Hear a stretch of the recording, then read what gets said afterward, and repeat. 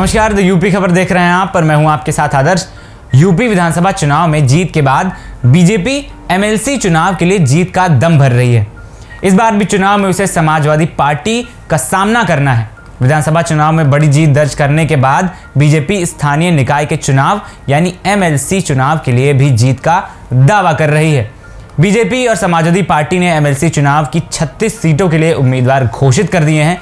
नामांकन के आखिरी दिन बीजेपी ने बचे हुए 6 उम्मीदवार घोषित कर दिए हैं और सभी उम्मीदवारों ने नामांकन भी कर दिया है। विधानसभा चुनाव की तर्ज पर एमएलसी चुनाव में भी समाजवादी पार्टी और भारतीय जनता पार्टी के बीच मुकाबला बताया जा रहा है। आप ये हमारी रिपोर्ट देखिए।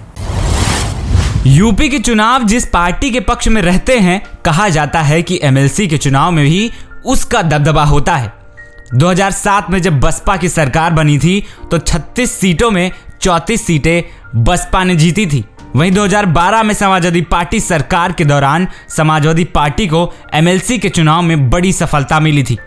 2017 के चुनाव में भी समाजवादी पार्टी ने बड़ी जीत दर्ज की थी, लेकिन इस बार विधानसभा परिषद सदन में भारतीय जनता पार्टी बहुमत पाने के लिए बेकरार है और पूरी तरीके से जी जान में जुटी हुई है। एमएलसी चुनाव के बारे में लगातार ये कहा जाता है कि एमएलसी चुनाव सत्ता से प्रभावित चुनाव होता है। यूपी विधानसभा चुनाव में फतेह के बाद अब बीजेपी ने 36 सीटों पर हो रहे एमएलसी के चुनाव के लिए उम्मीदवार घोषित कर दिए हैं। भारतीय जनता पार्टी ने आज बचे 6 उम्मीदवारों की भी लिस्ट जारी कर दी है, यानी कुल 36 सीटों पर भारतीय जनता पार्टी ने उम्मीदवार उतार दिए हैं। गौरतलब है कि विधानसभा चुनाव में जिस राजनीतिक दल को जीत मिलती है, कहीं ना कहीं एमएलसी चुनाव में उसी राजनीतिक दल का बोलबाला होता है। भारतीय जनता पार्टी और समाजवादी पार्टी एमएलसी चुनाव में आमने सामने है।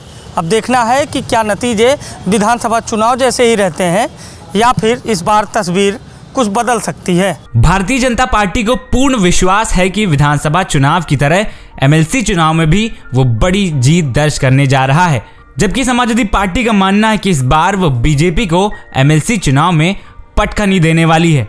एमएलसी का चुनाव स्थानीय स्तर का चुनाव होता है, जिसमें ग्राम प्रधान, क्षेत्र पंचायत सदस्य मिलकर एमएलसी का चुनाव करते हैं। प्रदेश की 36 सीटों पर इस बार समाजवादी पार्टी और भारतीय जनता पार्टी फिर से आमने सामने है। भारतीय जनता पार्टी ने कई दिग्गज बाहुबलियों को भी टिकट देने में कोई गुरेज नहीं किया है।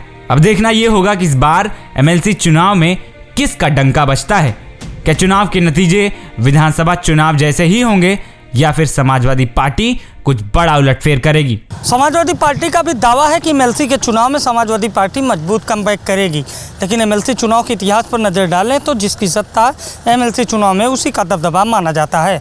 फिलहाल आज एमएलसी चुनाव के लिए 36 सीटों पर नामांकन का आखिरी दिन था और नामांकन के आखिरी दिन सभी पार्टियों के उम्मीदवारों ने नामांकन कर दिया। अब देखने वाली बात यह होगी कि इस बार के चुनाव में एमएलसी के चुनाव में बीजेपी आगे रहती है या फिर समाजवादी पार्टी।